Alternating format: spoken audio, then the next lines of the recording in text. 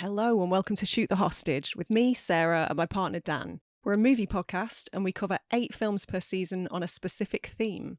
Now, we swear, we chat major spoilers, and we occasionally cover triggering topics, so please do use listener discretion.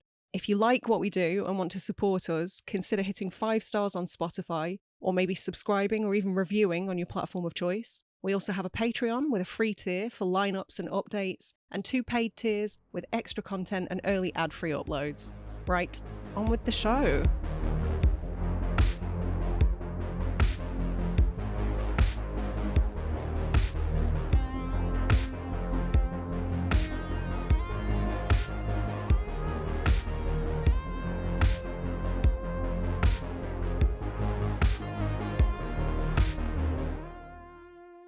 Dan?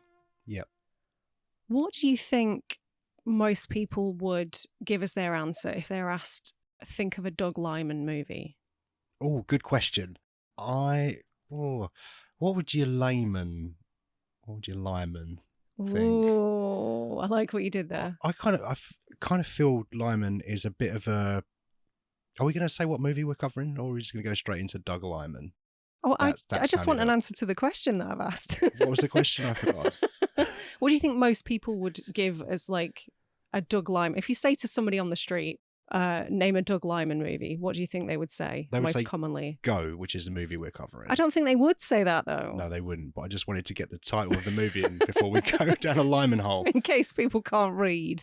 In case anybody illiterate is listening. I don't think your layman really knows who Doug Liman is. If you're listening to this, you do, because you're a fan of movies, but I don't think my mum would know who Doug Liman is. All right, fine. So you've picked enough holes in my question. But I'm exploring the question. Bear with me. So what films of his are most well-known or most accessible? I would say probably the first Bourne movie. Yeah, I think that's what a lot of people would say, assuming they're familiar with Doug Liman. But I would say to people that aren't familiar with Doug Liman, probably think that the first Bourne movie was directed by Paul Greengrass. He does seem to get the credit He does. for those, doesn't he? Yeah, and maybe he should. I haven't seen those last two Bourne movies for years. So 2 and 3 are great. Genuinely. I love them. But I think Doug Liman was the one who sort of set a lot of the precedents. So I think 100% that first movie, like they all built off that first movie. Yeah, so I think he should get his flowers. Do you think people would say Swingers? Some people would say Swingers, which was early in his career. I think his second movie, Go being his third. What was his first? It was a film. What? It was a film. Called? I don't know. I didn't write it down. Oh, right. Me either. Testing me now. I could look online, but it's too hot and I can't That's bother. cheating. Yeah, so I'm pretty confident I've never seen his first film. I think the first one I saw was Swingers. Yeah, so same, that tends to same. be what I think of. Yeah, same. What else has he done? Edge of Tomorrow. Oh, that's one I always forget about. That's your favourite Doug Liman, isn't it? Oh, no, it's your favourite Tom Cruise. It's my favourite Tom Cruise. Tom Cruise. It's my favourite Tom Cruise movie. Com Cruise. Com Cruise is a music act. Yeah. They're not bad. Cool. Not as good as Hooker Rauer. Yeah. Also a real band. Yeah, I forgot he did Edge of Tomorrow. That's a fantastic film. Did he do Jumper? Did he make Jumper? A jumper? Yeah. What, he knits? He knits as well. He is a very talented man. Renaissance man. Yeah. He didn't direct Renaissance No, Man, he didn't. though. Not the Danny DeVito one. This has gone off the rails. I think he did immediately. I think he did Jumper. I think he did American Made, another Tom Cruise movie, which is all right. Oh, I didn't know. I haven't. I can picture the front cover, but I've never seen it. It's about smuggling. So okay, maybe could have got into this season.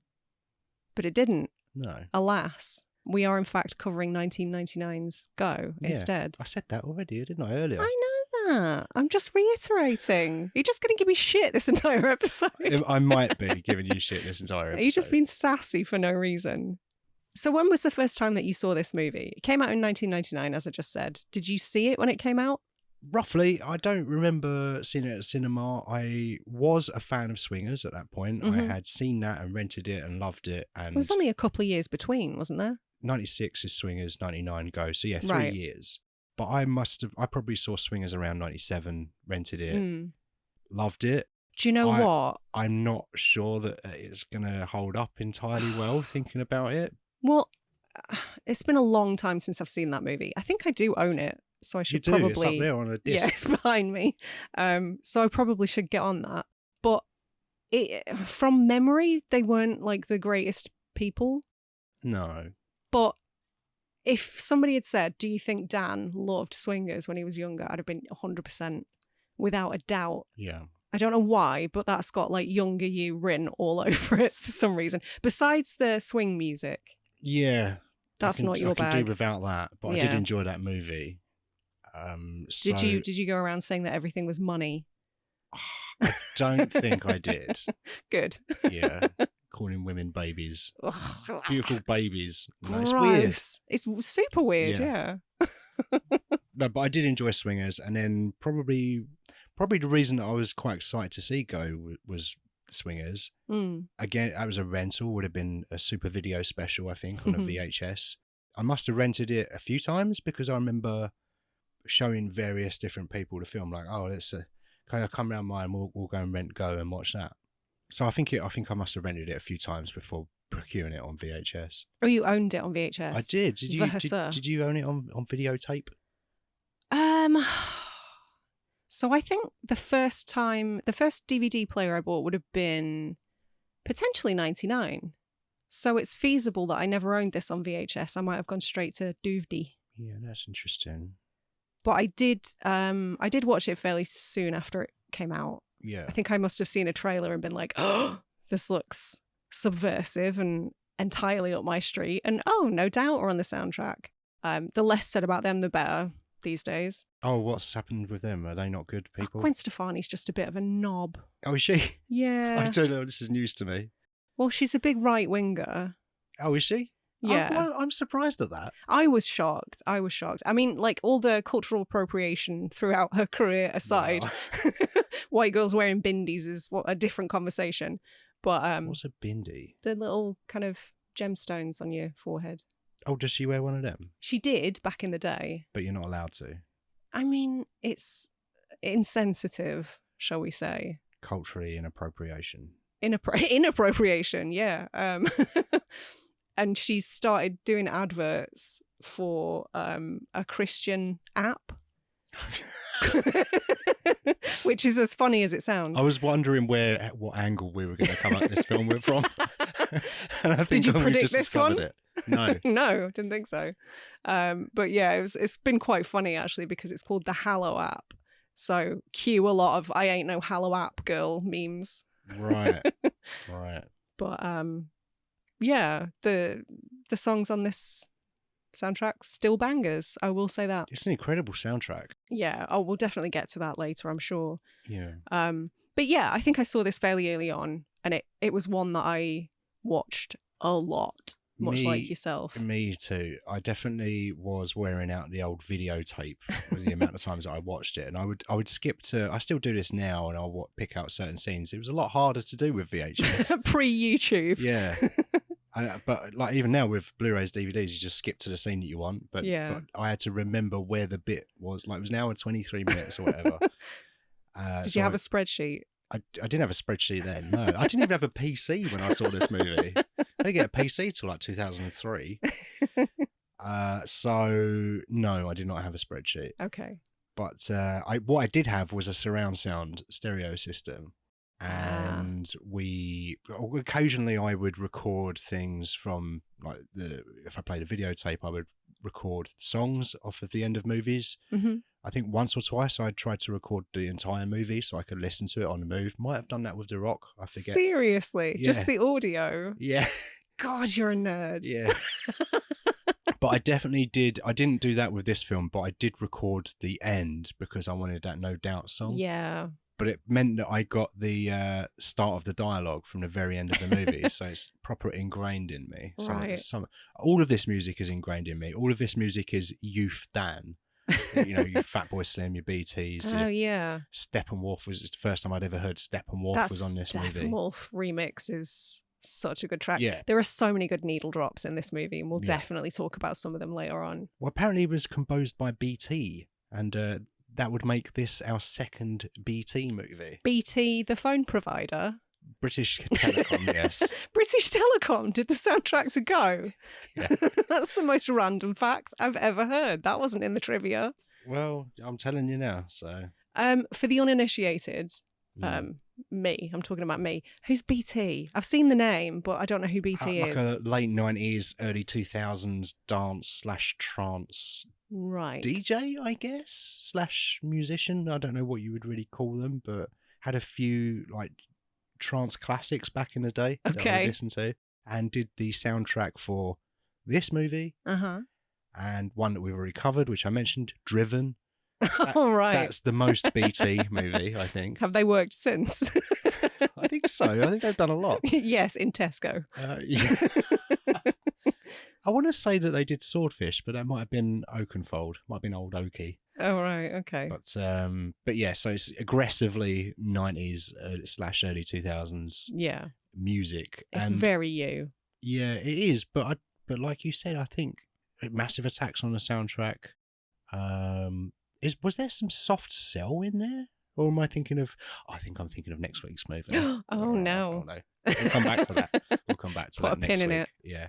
Why did you look excited when you said next week's movie? I don't know, because I just remembered that it's got soft sell in it, I guess. But you hate next week's movie. Anyway. I don't love next week's movie. We'll talk about that at the end, shall we? And next week, apparently. Sorry. So the cast in this is the most... This might be the most aggressively late 90s cast. Would you say this is an ensemble? And what does ensemble mean? I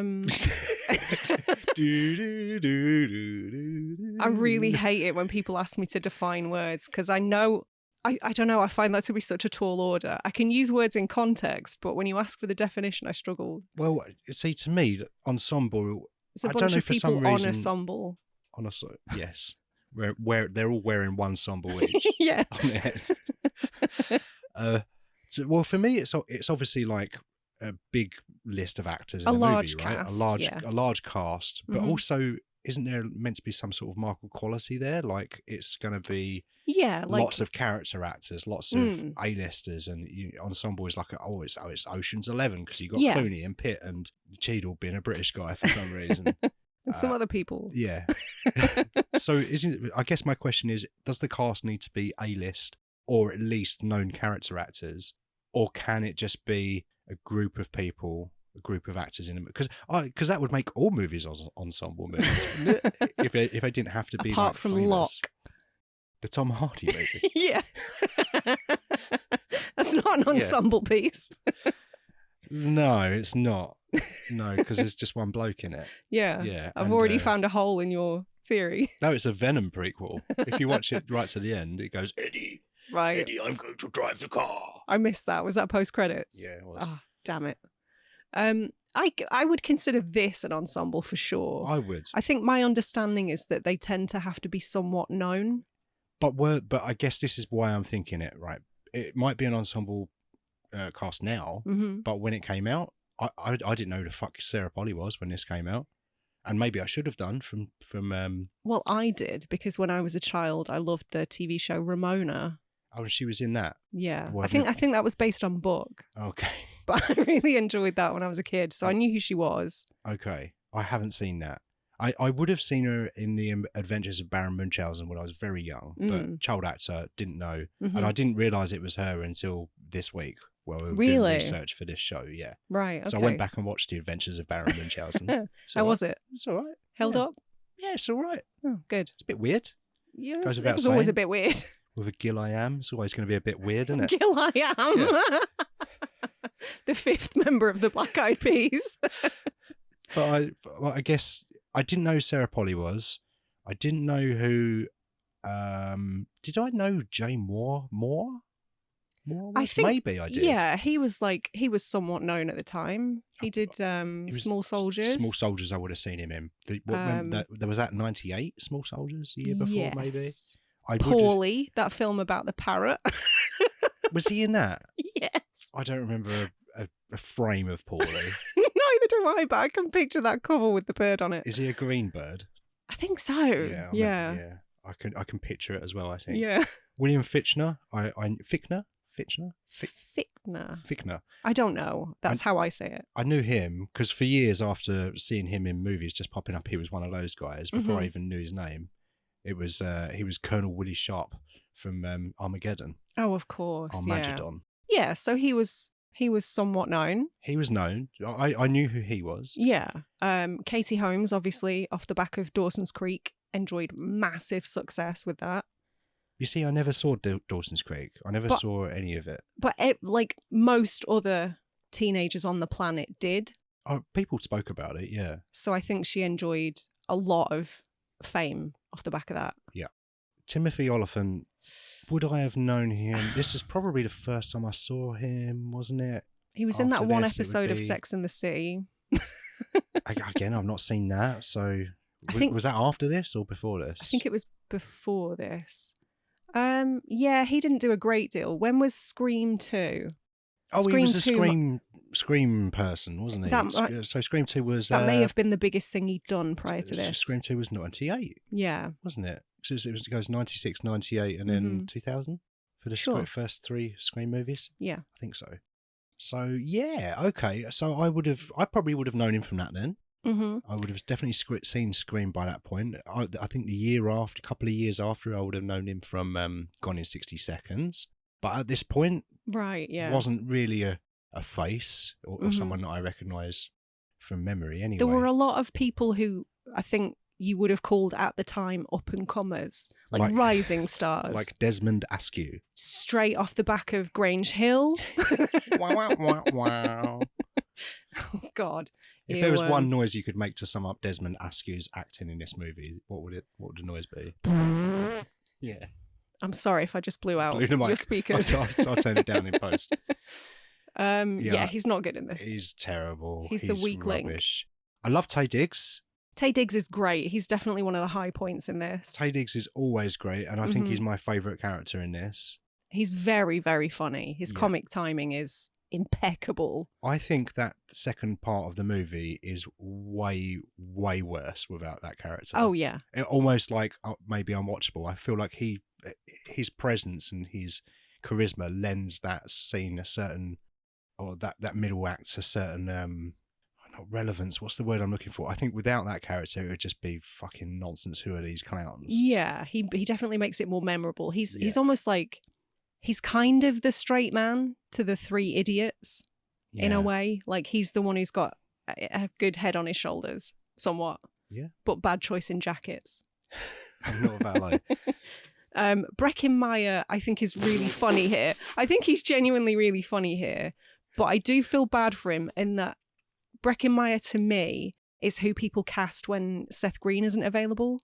Right. Was Seth Green not available to do Garfield then? I guess not. Right. He was just like, I'm ginger. I don't want to be tied to this orange cat. This is a lose-lose for me. I didn't ask him to play the cat. Oh, right. It was the guy who, but you only see his legs. John. You only see his legs in the cartoon, didn't you? No. Is that you see his whole face. I'm thinking of other cartoons, I think. The Muppets, you only saw like ankles. The Muppet Babies. Oh, okay. Tom and Jerry, I think you only saw the ankles. You're confusing it with like many other things. Yeah. And then in a Garfield movie, they're like, let's get Breckin Meyer and Jennifer Love Hewitt? I don't know. I've never seen them. Isn't the second one called A Tale of Two Kitties? Is it really? I think so, yeah. Why are you making me like it? It's got Bill Murray in it. Well, yeah. As a cat. Not all bad then. I knew that because of that joke that he made in that Zombieland movie about Garfield. Right. Zombieland 2? Yeah. Is he in the second one? Yeah. I think I've only seen the second one once. Same. It wasn't as good, was it? No, we're getting on a real tangent here. Yeah. Cast.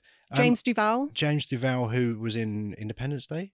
Oh, yeah. So it's so weird that our frames of reference are so wildly different because you're like, Independence Day, and I'm like, oh, he worked with Greg Araki a bunch. He was in some of the Apocalypse trilogy. Sorry, Romero? No. John Carpenter did the Apocalypse trilogy. Greg Araki did the Teen Apocalypse trilogy. I'm getting it wrong. Okay. Yeah, this is way above my head. Yeah, James Duval, like jobbing B-movie actor for decades at this point. He was in Donnie Darko. Was he? He was the rabbit. Was he? He was. Oh yeah, I can picture that now. Actually, yeah. I've forgotten the name. Is it Frank? Frank, yeah. He is in May, which you've definitely seen. Is that the surgery one? Yes. Non-spoilers. Yeah. Okay. Yeah, I think I remember that. He's in Nowhere, which brings us to, and I've forgotten his surname, Nathan something. Barley. No, it's definitely not Nathan Barley. Fielder. It's not Nathan Fielder either. I wish Nathan Fielder was in this movie. So do I. And all movies. I quite wish frankly. he was in every movie. Yeah. God, I feel really bad. I've forgotten his name, but I don't think he acts anymore. I think he left the industry on account of he wasn't very good, except in this film. Okay. I think he's genuinely really good in this. Who are we talking about? Manny. Oh, Manny, right. You love Manny. Manny's great. Yeah. So he didn't go on to have a career. He had a bit of a career, but he's not doing much.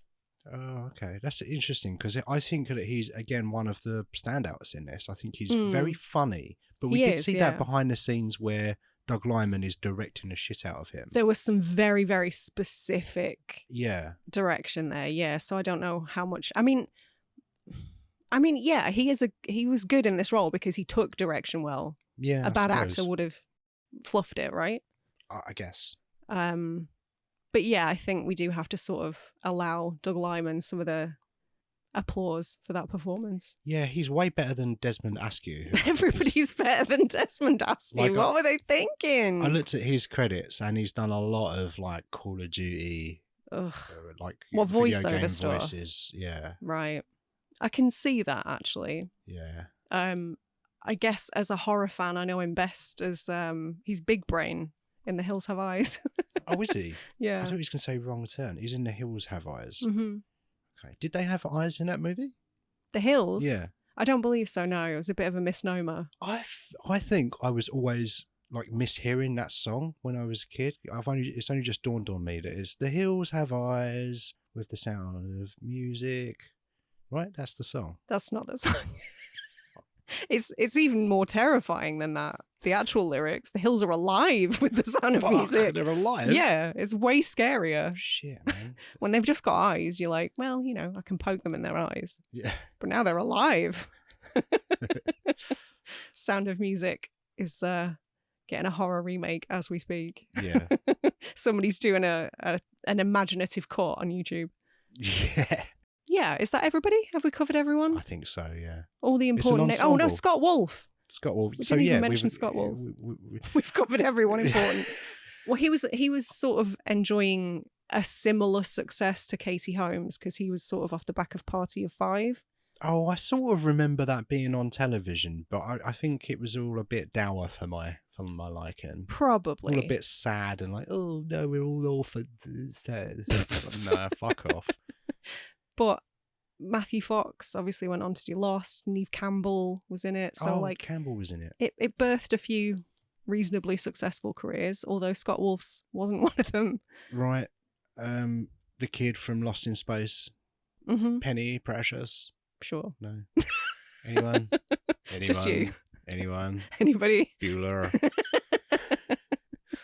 I love Lost in Space. Yeah, you and you alone, I think. Oh, you're talking about the 1997 Lost in Space? Yeah. Yeah, that's just you.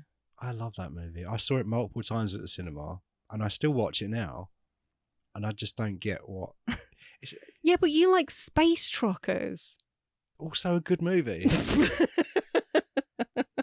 Agree to disagree, darling. A good bad movie. The part of that sentence is correct, yeah. So I wonder what the titling process was like in this film, because when did Google come about? You think that they just used the first two letters of Google? I don't, but maybe they did. No, what I was thinking of is this is probably the hardest movie to Google. If you just write the word go. Yeah. Yeah. Whenever Did you mean Google? Yeah. Yeah. Even Goonies comes up before. Yeah. What do you mean even Goonies? What do I mean? The Goonies is incredible. What do you mean? What do I mean? Even Goonies? The Goonies is so much more well known than Go. Of course it would. Yeah. Did you watch the commentary on the Blu-ray? I watched some of it. I watched about a third of it. nearly half of it. Maybe wasn't very good. Some of it. Wasn't Oh, very right. interesting. See, my question was going to be, did they discuss the name on there? I don't think so. I just wonder what prompted like one of the shortest titles known to man. I don't know. Do you think it's appropriate? It's quite a propulsive word, isn't it? So, and it's quite a propulsive movie. I suppose so. It's probably a bit of a shit title, isn't it, really? It's not great. Yeah, that's why I'm asking. I don't love it. There's one scene in the movie where Katie Holmes throws some keys at someone and she says, go. It's like, oh, is that where this title came from? Or, I don't know. It doesn't really mean anything, does it? Go. Or like it could be in reference to maybe if we're following a kind of for the first part anyway, children. Like Ronna's meant to be 17, right? I don't know if she was actually 17 or she was telling Fickner that she was 17. That's something I was going to ask you, actually. I wasn't sure if she was doing the same thing. But it could be, I don't know, I was thinking maybe something to do with, you're an adult now, go out into the world, go. Maybe. I could be, what's the reaching? I was gonna say pinching. Could be reaching around here. It could be pinching. Yeah. Yeah, I mean, that's as good as an answer as I've got. I don't know. I just wondered because it's kind of a unique title. I suppose so. I never really thought about it. You're welcome. Can we talk more about Sarah Polley, please? Sure. Because she is sort of central to this movie. Ronna. Yeah. Yeah. And I think from what I've heard, Doug Liman felt the same way and he pushed really, really hard to cast her. Mm. And from what I understand, she'd only really worked in Canada with one or two exceptions. And she really didn't want to go to the States to work. She wanted to remain in Canada and just sort of stay in the homegrown movie and TV industry. Yeah. But she was persuaded by Doug Liman because he pushed really, really hard. I don't know. Do you think she's good here? Do you think she is a good actor? Yes, I think so. I'll tell you what, I enjoyed her in Baron Munchausen, and she's a child in that. Yeah. I enjoyed her in this. I think she's excellent in the Dawn of the Dead remake. Yeah. And maybe that's about all I know her from, though. You've seen Splice. I know how much you love that movie. Oh, I forget Splice. I try to block that out of my memory. God. Oh. But yeah, I think she's decent in this. I think maybe sometimes the script isn't great, or maybe I feel like the script is maybe trying to be a bit too clever sometimes, and it sounds a bit jarring. And I think that's why sometimes some of the deliveries might seem a bit off. Yeah. Or maybe it's a choice.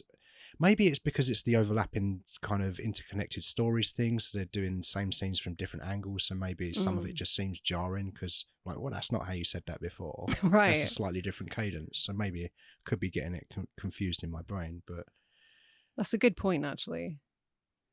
You used a different take there. Yeah. I hadn't really thought of that, but yeah, that's definitely a consideration. But no, I do enjoy her in this. I do enjoy her character and her journey. She's a kid. She's making stupid decisions as a teenager. Yeah, which we've all done. It's interesting that you say journey because I tend to use that word when there's more of a character arc, and I don't think Ronna learns anything here. It's difficult to say because it's only over the course of kind of one night, isn't it? So there's no like. You need a longer period of time to see change. Yeah, and I wonder what she does the next day. Maybe she just goes out and does exactly the same thing. I doubt it. Straight from the hospital. She went straight to work, didn't she? She's skint. Yeah. Girl's got a hustle. Yeah, I don't know. I think she's pretty strong in this movie. I think you might be right about the script, though, and we'll circle back to that in a second. I think everybody's kind of great here, with the exception of Katie Holmes. And Desmond Askew. Well, yeah, I'm never even thinking about Desmond Askew. He's so offensive to me. And that earring that he's got is clinging on for dear life and makes me really uneasy. And I think his character's just gross. Yeah. I think he's deeply unlikable as a character and an actor. Yeah. I'm not sorry that I said that. But in the realms of people who, are somewhat decent at their craft, I didn't really like Katie Holmes. And I think that's just me. I think that character is maybe the most gets the least to do out of everybody, because especially in that first part, you got Ronnie and Manny driving around, and they're getting the comedy stuff, or Manny's getting the comedy stuff, and Ronna is the plot essentially. And then you've got Todd Gaines, Timothy Oliphant, who's probably steals the movie, I would say, that character. Do you think? To a degree, yeah. Well, the exception Not as of much as Taye Diggs, yeah. Like, Taye Diggs aside. I think Holmes she just doesn't get very much to do. She's a bit of a nothing character. She's just sort of there. And then there's a point where they leave her with the Todd Gaines character, and they're having a chat. In one of I think in the original script, Gaines had pulled a gun on that character. Oh, okay. And then they decided to cut that out because they thought it was a bit weird when they were hooking up later. Yeah. But I already think it's weird. Like, he was still a bit menacing. Yeah, definitely. But the next day she's just like, all right, mate, come over, I'll buy it. You know, you were going to buy me breakfast and stuff. We're going to eat a biscuit. I think that is one of the reasons that I don't care for her performance very much. Some of it is the character. Yeah. I feel mean even saying this, but like 50% is just the Katie Holmes of it all. I really dislike her delivery. And it's a specific delivery she does in everything. So I assume that's just how she talks, which is why I feel mean saying it. But just her affectations and, I don't know, intonations and stuff, it just really, it's like nails down a chalkboard That's to me. Interesting, because I'm sure she's lovely. Who knows? But I've heard a lot of people complain about her performance in the first Nolan Batman movie, Batman Begins, and then she got recast, not by Maggie Gyllenhaal, but replaced by Maggie Gyllenhaal. Gyllenhaal? I still don't know to this day. A lot of people didn't like her performance in that first movie. Okay. I don't really see what the problem is, but everybody else is seeing something I'm not, apparently. And then I couldn't name you another Katie Holmes movie. So we've got the two there, my reference points. She's been in a lot of stuff. Was she in Talladega Nights? No. She wasn't she? Yeah, she was Ricky Bobby. She was the lead in Talladega Nights. No, she played the car. Genuinely, I don't know. Maybe she was, yeah. Maybe I'm thinking of something else with fast car in it. But yeah, I do feel like she's the weak link. But as I say, only 50% is on her. I think the other 50% is the writing and or direction. Because I think just the lack of things she has to do in this. No, I don't necessarily agree with that. I think, yes, I agree that the character isn't given much to do. But I think what she is given to do, I don't know, it sort of harks back to the point that you just made about us not having enough time to really explore much in the way of character development, because it's such a narrow window of time that the movie covers. Yeah, especially the first segment. Yeah, which is why her performance doesn't make as much sense to me, because it feels like it's a different person. From her first scenes to her last scenes, it feels like it's a different human. I think definitely from the early part until compared to the part where she hooks up with Todd Gaines, yes. Because she's the sensible, sarcastic one. Yeah. But then there's the other part where the gangsters turn up in LA. And I think that between her and Timothy Oliphant, I think that scene's very funny. But maybe we'll talk about that. Maybe we'll talk about that at some point. Yeah. Okay. But I was just thinking about it, like in her appearances in this movie, and for the most part, I probably agree with you, but I do think it's more of a script or wasted character. And then there's some stuff of hers that I enjoy in the last act. Okay. But I don't really have much of a frame of reference for Katie Holmes. Did you watch Dawson's Creek? Sadly, yeah, I've seen it all the way through twice. What? I know. Nobody's watched it twice. Some people own it. Some people love that show. Are some people you? No. You don't own it? I don't own it. I don't even like it that much. Why did you watch it twice? I don't know, Dan.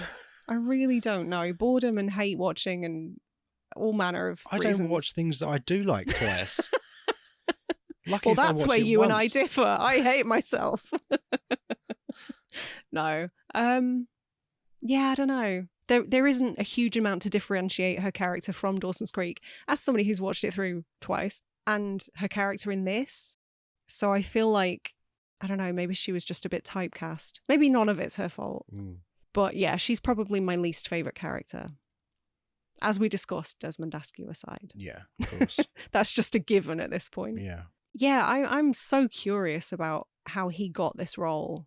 Because apparently his agent was contacted about it and he sent in a tape and everything, and they were quite impressed with him. So Doug Liman watched the tape and didn't immediately throw it out of a window and say, I never want to hear from this dude again. That's weird, isn't it? Because his delivery is awful in it. Some of it.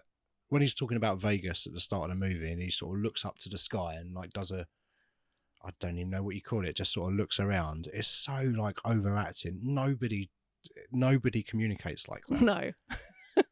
Unless it's like amateur dramatics on a Tuesday night at the community hall. That's what it was giving. Yeah. It was giving that, and it was giving First Day on Earth. It was giving, I'm going to learn as I go along from these things we call humans. Yeah, I don't know. But they must have been happy with the performance. So who are we to criticise?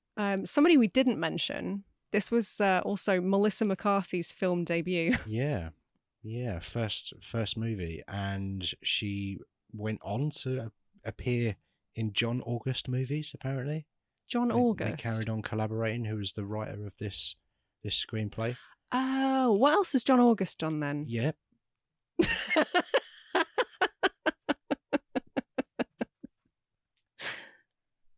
Charlie's Angels.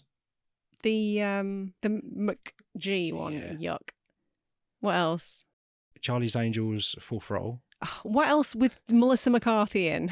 I'll narrow it down. Is she not in those? No. Is she? I haven't seen them, but I just assumed that she would be at some point in the movie. Charlie and the Chocolate Factory. She wasn't in that. Big Fish. Was she in that? I haven't seen any. Big Fish, the Tim Burton one. I don't know. Is there another Big Fish? Probably. All right. And other stuff that probably has got Melissa McCarthy in that I haven't written down. Right, okay. So do your own research. I just want to state at this point, the sass and resignation is because we're melting currently. We're in the height of British summertime and in an unventilated room. Don't try and give me excuses. I'm just lazy and I can't be bothered. I was trying to help you out. Research. I was trying to be nice. Think if you're going to turn up as a listener and listen to this show, I think the least you could do is do some fucking research. I don't know why we've got to sit here and do it all. That's not what this is. You do your homework, you watch the movie, you do your research, and then we have a fun chat about it. I think you're putting too much on the listener here. This isn't a community project. We're not all getting marks for this. Did we not mention the exams at the end of the year? We do a quiz. We do a quiz, yeah. Yeah, listen to the rap shows. Did you know that before this movie, Taye Diggs didn't know how to drive? Yeah, I did hear that actually. And he was only allowed to drive at 15 miles per hour. Seriously? I didn't know that. Yeah. What a shame. You get to sit in that car and you can drive 15 miles an hour. Oh, I'd be devastated. What a waste. But on the other hand, you do get to drive a Ferrari, albeit very, very slowly. Do you know what I find ironic and somewhat counterintuitive? Is that if you can't drive and you do a really intensive course, it's a crash course. That doesn't seem right to me. No, it's probably not the right phrasing to use, is it? Seems insensitive. Yeah. Who do we take this up with? The Mr., Mrs. or Mrs. Driving Agency. The DA. Take it up with the DA. The DA? The DA will see you on Monday morning at 9 a.m. No, I'm not going to do that. The Driving Authority. Going back to Timothy Olyphant for a second, I have a fact about him as well. He was originally cast in the Aidan Quinn role in Practical Magic, but he got fired, and I did try to find out what he was fired for, and I couldn't. I'm very sad about that. All right. So he only got this job because schedules aligned, because he'd been fired from one job. Okay. Pick this up instead. Is that the one about the witches? Mm-hmm. And it's got Nicole Kidman and Sandra Bullock. Yeah. They're doing a sequel. Oh, good. Good. So People love that movie. Practical Magics. Probably. As long as it's not like practical magic, the next generation. Just practical magic 2025. Just like they're not even bothering anymore, are they? No. Just going to fucking call it what we called it before. Yeah. What should we call it? I don't know. Fuck it, who cares? Just call it I Know What You Did Last Summer. There's Freddie Prinze Jr. in it. Yeah, we'll put him in it. Oh, that looks bad, doesn't it? Yeah, it looks shit. I have some other facts. Okay. Before they landed Sarah Polley, which they, as I've already mentioned, worked really hard to get hold of, it was almost Christina Ricci, which, to be honest, I can see. When was Addams Family? Values was they were sort of 4 years before this, 95. I want to put it around 90. I think the first one was 91, so maybe 91, 94 or 95. Yeah, okay. So she's a right kind of age. I feel like there was a big gap between Addams Family and then until I saw Christina Ricci again. Oh, not if you were into indie films. Okay. She was in some corkers. The Opposite of Sex was really good. Buffalo 66. Like, she was in a ton of really edgy stuff around that time. Right. See, when you say indie films, I'm thinking Harrison Ford. She wasn't in any of those. Independent films. Right. Okay. Yeah, stuff that I wouldn't have been aware of at that point. Potentially not. Yeah. I think that's good casting. I think that would have worked quite well. Me too. As much as I like Sarah Polley in this role, I'm there's a part of me that's sad we didn't get the Christina Ricci version. I think she would have been great at that. She has that sort of sardonic, witty, sarcastic kind of vibe. Yeah, maybe she would have been good in if we're going to recast Katie Holmes, maybe put her in that role, give her more to do, obviously. I like that. But because Holmes does do a little bit of that at the start when she's first talking to Todd Gaines, a bit snarky, yeah. So maybe that role we can expand it a bit further would have been good for her, and that way we can keep Sarah Polley as well. Yeah, I like that. I like that a lot. And just sack Desmond Askew. Yeah, we need to recast him. No, we don't. Well, no, we do. No, we don't. Okay. I mean, this film literally doesn't work without that connection, but okay. We're just following random people. Elijah Wood. Elijah Wood. I don't hate that. Sean William Scott. No. I hate that. Chris Klein. Why are you just naming people from American Pie now? Shipbreak, whatever his name is. The Mochaccino guy.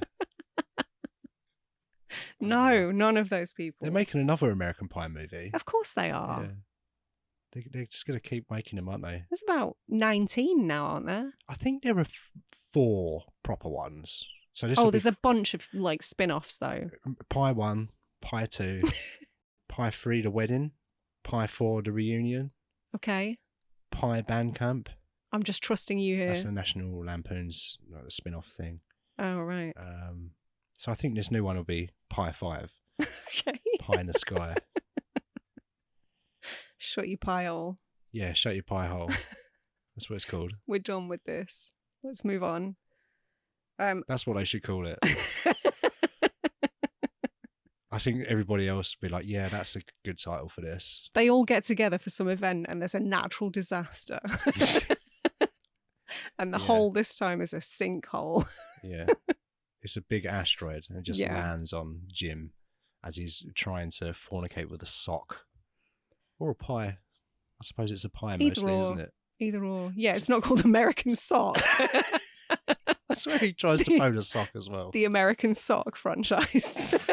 In a different universe, that's what it is. That's the more realistic version of that. Yeah. Maybe that's the better timeline where we never got COVID and climate change isn't a thing. We had American Sock. But we didn't have climate change. I think that's COVID. a fair trade. Personally, yeah, I'd trade American Pie to have those things be gone. Yeah, definitely. Maybe we can find some sort of synchronic like drug that will shunt us to that timeline. We can make it so that when they're coming up for the ideas for American Pie, we can just replace the pie with a sock, and then thus doing that creates a butterfly effect, and the other things, climate change stops. It just becomes because everyone's stopped making apple pies, which are really bad for the environment. Are they? Yeah. It's terrible for apples. It's a methane thing. It's really inhumane for the apples. Yeah.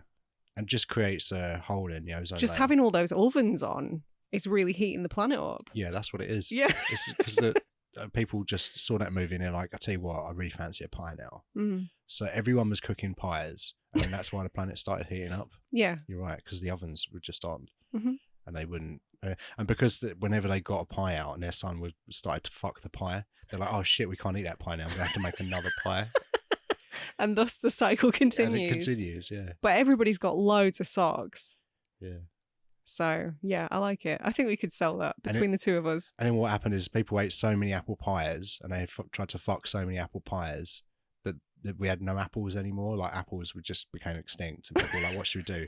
Let's eat bats instead. And then that's where COVID came from. You figured it out, yeah.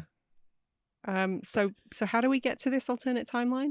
We've got to go back in time via the synchronic drug.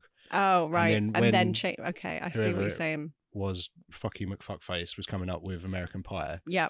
We have to rub out all of the word wherever just it says pie. Them. We replace the word pie with sock. We just kill them all. Kill them. But then we wouldn't have American sock either. Just do some murders. Would you take out Sean William Scott? No. He's all right, he seems, doesn't he? I don't know anything about him. I'm sure I've got nothing against the man. He was good in that Becky sequel. Yeah, so I mean, he sort of does some kind of interesting. He was just Sean William Scott for about 15 years, wasn't he? And now he's who can we get for this idiot? Phone stiffler, I don't know. Have you tried Carey? Yes, he said no. All right, how much is Sean William Scott? Not as much. He's cheaper. Is he? Yeah. Oh, let's go that route. The one from the American Sock franchise. Yeah, that's the one. But I have a question. Is Jennifer Coolidge still in it? In American Sock? Yeah. Yeah, she's the only character in it. It's just her? Yeah. Oh, I'm so in. Yeah, sure. She's the sock. She's the sock. Oh my God. Stifler's sock. Sylph. I think I kind of love this. Sylph. Is that our second merch drop? Yeah. Sock I like to fart. But they are socks. They are socks, yeah. So you can't see the words unless you've got your kecks off. Yeah. Which I wouldn't recommend. At which point it's already too late. It's already too late, yeah. Yeah. So going back to the film that we're talking about. Oh, yeah. I've got a fun fact that I think you'll really enjoy because it pertains to cars, which obviously you love. Okay. You're the car guy. So there is a number plate in this movie that's been used in a shit ton of other movies, including SWAT, Beverly Hills Cop 2, Mulholland Drive, and Traffic, which is a film that could have been on this lineup. I don't know what it means, but it's 2GA2T123. 2GAT 123. 2GAT. Oh, yeah, I do sort of remember seeing that. Now my visual memory is kicking in. Yeah, I thought you would enjoy a car fact. Yeah, I wonder why they're all connected. I don't know. Maybe it's like one of those things where everybody in the industry just unilaterally decided that American phone numbers would start with 555. Yeah. Even though they don't in real life. Why is that? Because they didn't want to accidentally use a real phone number. Okay. So somebody decided to just use the prefix 555, and that would ensure that nobody accidentally got a shit ton of prank calls. Yeah. Or just accidentally ring someone when you're trying to do acting. Yeah. It's like, oh shit, sorry. Just go again. Yeah. So yeah, maybe that's the number plate equivalent of that. So all number plates. And the Wilhelm scream. Two GAT and Wilhelm. Yeah. Scream. Is that the one that goes, eh? Yeah. It's the scream, funnily enough. I've heard of it, yeah. Also, Doug Liman knew nothing about rave culture when taking on this project. That's funny. Because you would think, like, watching it, you would be like, he's been to a rave. Well, I wouldn't, because I've never been to a rave. So I just trust whatever is thrust into my eyeballs at this point. I'm just like, well, they say it's a rave. Sure. I've got no basis for comparison. But you have. Yeah. So you say this is accurate? I would say that, well, yeah, I'm watching this. It feels like the people that made it have been to raves and are a fan of that kind of thing, I guess. It does feel like that. What other rave movies are there? Is Human Traffic a rave movie? Yeah, Human Traffic is one that I actually meant to bring up in our train spotting show and completely forgot about, because that's one that was kind of trying to jump on a success of train spotting. Yeah. Or maybe not intentionally, but was. I'm sure half the reason that got funded is because of train spotting. Mm-hmm. But they didn't have Ewan McGregor. They had John Sim. And Danny Dyer. Yeah. Yeah. And Andrew Lincoln. Coral. Yeah, that guy. I forgot he was in it. I just remember him from Teachers. And This Life, where he might have been called Egg. Egg, yeah. He was called Egg. Yeah. Yeah. Okay. But it's funny that Doug Liman knew nothing about it, because after the film he became quite a fan of rave culture. Oh, he got super into it off the back of the movie. Maybe it's just the passion or the interest I'm picking up on then. Partly the really the curiosity of it, like. Yeah. It feels like a... what am I trying to say here? It doesn't feel like it's being made from any sort of moralistic or judgy point of view. It feels they're not trying to condemn rave culture like a lot of filmmakers would. Yeah, I mean, there's definitely that. I mean, I'm thinking more stylistically, more visually. It's quite fast-paced and, quick cutting, and the storylines interlink, and people are sort of a bit smart and talking quickly at each other and stuff.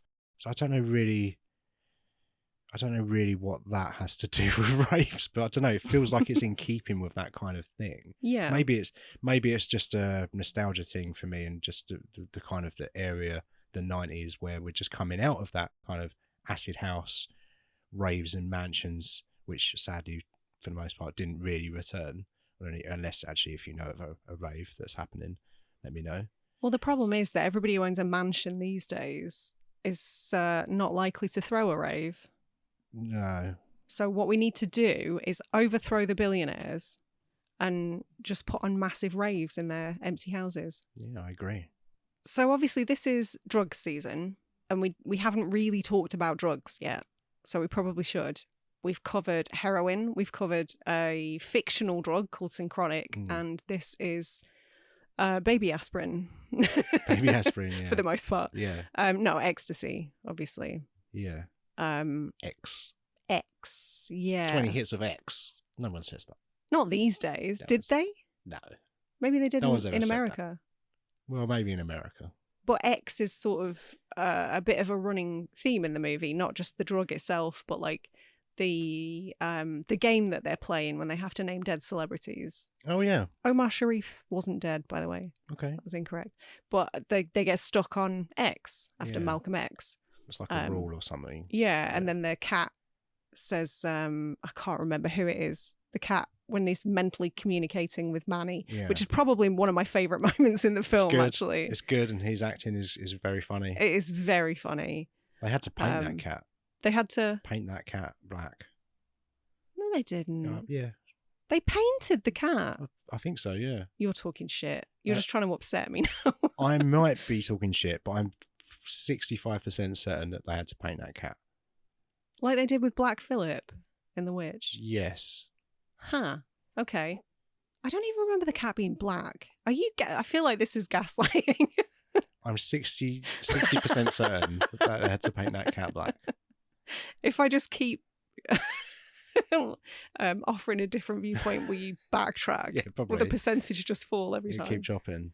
Yeah, like the bit at the end where Desmond Askew kind of draws an X on his arm for where to shoot through. Yeah. But it crops up a bunch of times. Yeah, I hadn't noticed that. Which I think is really fun. Let's talk about the script a little bit, because you kind of touched on it earlier and I wanted to circle back. You said, I can't remember the words you used, but like, to me, some of the script does read a little bit like hello there, fellow kids. Yeah, I suppose so. I think for me, it's trying to be a bit smart. It's trying to be, I'm very aware of the time period of this movie and where it sits. You know, we're all trying to do a bit of a Tarantino, Kevin Smith thing here. It's a bit of a Kevin Williamson with a bit of thing. Kevin Williamson sprinkled in, definitely. Yeah, it's definitely, it feels like an amalgamation of all of those things. Yeah. And it does, I guess because of that, it feels quite derivative. Do you think? In some ways. Okay. Yeah, only in that. Only because it's... Thematically, I think it's quite fresh. Yeah, I agree, but stylistically perhaps, and just the fact that it got made when it did was probably because of a lot of those sorts of things. Yeah, maybe. I do quite like the script, though. I'm not going to lie. I think for the most part it's okay, but there's some stuff in it I'm like, ugh. Yeah, some of it makes me cringe. Namely, every time Desmond Askew opens his mouth. Yeah, the delivery is not good, but even just like when Fichtner's like, when they're talking about 20 or 20 or something. Do you know? Oh, 20 at 20. 20 at 20. But they all say it the same way, 20 at 20. It's like, no, I've never heard that phrase. Maybe it's a common phrase, I don't know. But like, that annoyed me. That felt like I could see the writer writing that rather than it felt like these characters were saying that. Okay. And that sort of took me out of it a bit. But I do enjoy, obviously, I enjoy the fuck out of this movie. I love this movie. I think it's so much fun. Well, I know you do. That's why I'm sort of surprised to hear you be even somewhat critical of it. Yeah. Okay. I think I've always had somewhat of an issue with some parts of this movie, but it just boils down to it makes me laugh. I don't care. Yeah. And it's worth it for that Steppenwolf needle drop. Yeah. So good. Yeah. Yeah. Okay. I quite like the script, I'll be honest. Yeah. I agree with what you're saying. I do think some of it skews a little bit try hard. Yeah. It's a good term. Feels a little bit affected. I do agree with you. But I don't know, something about it. This film has such a weird, almost indescribable charm that I kind of don't care. I think that's really where I'm coming from as well. Like, it does feel quite... It does... It's very derivative, I think, stylistically, or in some ways just because of when it came out. Maybe if this came out now, it would seem a bit fresher or whatever. But maybe because I don't see this film as being grounded in any way. So the fact that it's all kind of a little bit heightened reality, it doesn't bother me that the dialogue isn't naturalistic or doesn't necessarily feel appropriate. It just makes me laugh. And I just think this film is a very good comedy. It makes me laugh. All three sections make me laugh. Yeah. And I don't know what it says about me, but the Vegas section makes me laugh the most. Maybe I'm deeply immature, but it kills me. Yeah. Those guys just, and they're idiots. They're, with the exception of Taye Diggs. Well, this is one of the things I think I'm getting at in terms of it having an indescribable charm. And I think it must mean that the script is fairly good, because I think every character in this is like varying levels of despicable. Except for Taye Diggs. I mean, they do steal that man's car. He had it coming. He thought it was a valet. Yeah, okay, yeah. Like, racism aside, racism coupled with bad jacket. Yeah, do you know what? That's something I was going to bring up, actually. Like, I didn't necessarily click when I was a teenager watching this that there maybe was some racism in it. Because to me, it was always, oh, he's wearing that coat, that jacket that they referenced earlier in the movie, and then the guy gives him the hand, or tries to get a hand towel in the bathroom. So, like, he probably does look like stuff, but it never clicked for me that maybe it's a racist There thing. are other factors making him think he's in the service industry. Yeah. Yeah, that's kind of what I took from it anyway. Primarily the jacket, though. This is not a nice jacket. I've never told you how much I love your jacket. Was that Desmond Askew's only good line? Yeah, I think so. It's the only time we laughed. But yeah, I think a film with this many characters, none of whom I really like or would hang out with. Not even Marcus, Taye Diggs' character. Probably not, no. I think he's great. He does bang on about... I don't want to hear him going on about tantric sex all the time. It's boring. Yeah. Just fuck off and talk to Sting about it. I hate him also. Yeah, all right, fair enough. But yeah, I think it's kind of a small miracle that the film's populated by just not great people, and it's still really likable. I'm still so invested in what everybody's doing. Yeah. And the outcomes. Definitely the main characters of each of the three stories are not great. There's Ronna. Like, Katie Holmes is fine. But like the central main characters, you got Ronna in the first one. Mm-hmm. I think she's all right. She's just making bad decisions, but that's kind of the point. She's a teenager making stupid decisions. Manny steals drugs from her. Yeah. which is a terrible thing to do to a friend. Yeah. And then you've got the main character of Desmond in the second part, who's a dickhead. Mm-hmm. And in the third part, you've got them two essential characters. Both of whom are cheating on each other. Is Adam and Zach? Yes. Jay Moore and Scott Wolf. Mm-hmm. Yeah, and they're idiots as well. Yeah. Just vacuous actors. Yeah. But yeah, they seem like dickheads as well. But they seem like maybe they're the older of the various characters. Do you think? Yeah, But but put that was them at great. about the same age as the guys in the middle section. Even the policeman, William Fickner, even he's a weirdo. Well, he's succumbed to the trap of an MLM for a start. Yeah. He's trying to get them embroiled in a pyramid scheme. Sarah, it's Confederated products. It's an MLM, okay? Which apparently John August reused in other movies. Oh, really? The Confederated products thing, because apparently they were trying to get... Is it? I assumed it was like a take on Amway. They mentioned Amway in the movie. Oh, right. Jay Moore says when he's doing the pitch, right? Yeah, Confederated products, and he's like Amway. He's like, it's Confederated products. But apparently they couldn't get the rights to whatever company. It may well have been Amway, and that's why they threw a dig in. Yeah, perhaps. I'd like to think so. But yeah, he reused that. I had to Google Confederated products because I didn't know if I was like, is this a real thing or what? I honestly didn't know. I just assumed it was fabricated, but... Is that what Betterware is? Kind of, because you can only get it through representatives and like catalogues, can't you? Right. You can only buy this plastic egg tray from a catalogue. Avon. Yeah. Oh, don't get me started. If you want your fucking catalogue back, do not leave it at my door. Yeah, just don't give me one. Just knocking on the door to retrieve their goods that they put through the door in the first place. Take it back. Oh, you mean the thing that I just burnt up and used as a roach? Yeah, or the thing that I chucked on a bonfire. I sent it to landfill. God. We burnt it along with the Battlefield Earth DVD. Yeah, it's gone forever. Piss off. Don't ever leave catalogues at my door. But yeah, I think obviously MLMs still exist. I think the powers that be are trying to stamp them out one by one. But I think that's something else that sort of dates the film a little bit. Yeah. But despite it being aggressively 90s, it doesn't feel stale at all. Like I'm not watching it and cringing at the style or the slang that they're using generally. I think despite everything I've just said over the last hour, I actually think this film's aged reasonably well. Whoa. Do you disagree? Yeah, it probably hasn't aged too badly, really, because I feel like it's not some of the shit that these characters are saying. As you say, they're not necessarily good characters, but it is weird to think about because I do find some of it funny, like Breckin Meyer's character thinking he's black. That kills me. It's very funny. It's very funny. But it doesn't make him likable. It's not a good thing that he's doing. He's an absolute tool, obviously. Yeah.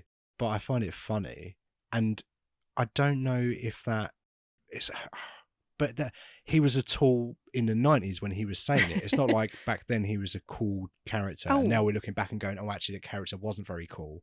So it hasn't changed. I'm just trying to think. Oh yeah, he was the one that they were making fun of because he was stealing Marcus's stories. Yeah, exactly. So maybe it has aged quite well then, thinking about it, because it's not. We're not trying to change opinions of something. We're not going back and going, "Oh yeah, that wasn't cool."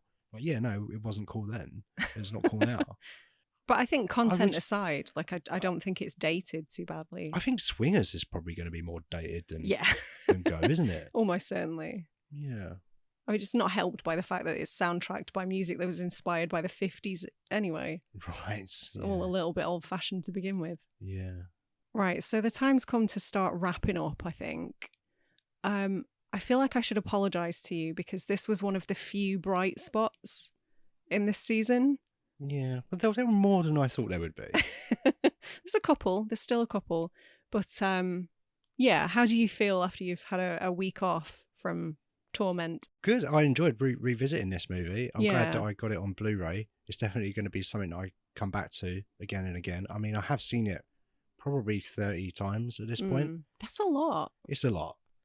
I wonder what's the most anybody's watched Go.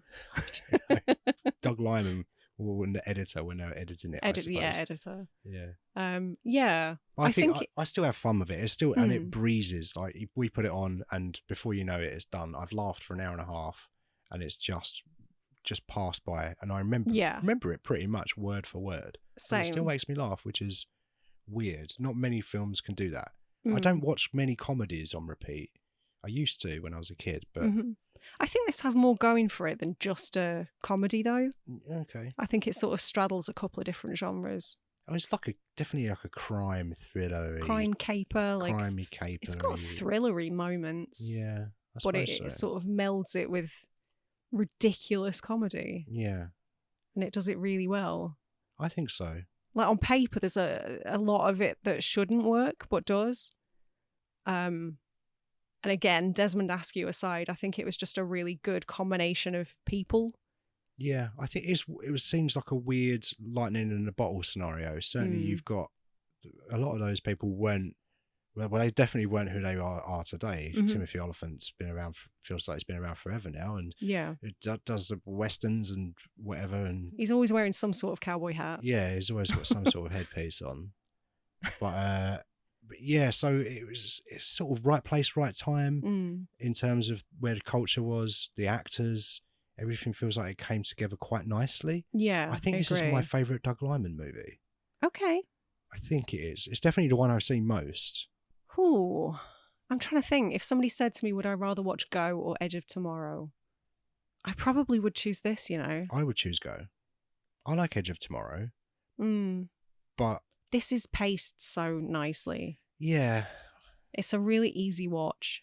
It's a really easy watch, isn't it? Yeah. I think it comes down to whether or not you can accept that these characters are assholes. I can imagine someone else sitting down watching it going, I can't fucking sit and watch these people for Oh, yeah. These people are unbearable. Yeah. Or that maybe the humour just didn't land for them. Yeah, and humour's so subjective. It's like the most subjective thing, isn't it, when it comes to, well, humour. Yeah, I agree. Yeah, I'm really glad that I chose this actually, because I hadn't seen it in such a long time. So it was nice to get a refresher and to find out that actually it's still kind of awesome. It's kind of great. Yeah. Yeah. I'm really happy. Good. I'm happy too that you chose it and we have watched it, and now we own the Blu-ray and can watch it whenever we want. But not the boring commentary, apparently. Not the boring ass commentary, no. Okay. So, from being super glad that I chose that and that we got to watch it, I've got really bad news for you, Dan. What's the news? We're covering Climax next week. Oh no, not Climax. Are you going to leave me? Is that the episode where you leave me? Are we really watching Climax? Yes. Oh. And if we can, I want to try and fit in Enter the Void as well. No. I don't have enough Void in my schedule at the moment to watch that. Oh. I'm very busy, Sarah. Okay. Maybe you can watch that when I'm in Twickenham. Maybe. No, do watch it, because we're not going to get time. But you love Gaspar Noé. I've seen a grand total of one Gaspar Noé film, and it's that one that we're watching again, apparently. Well, I watched it twice in 1 week. I enjoy it a lot. Make your minds up about what that says about me. Yeah. We'll delve into that next week, I think. Oh, God, I cannot wait.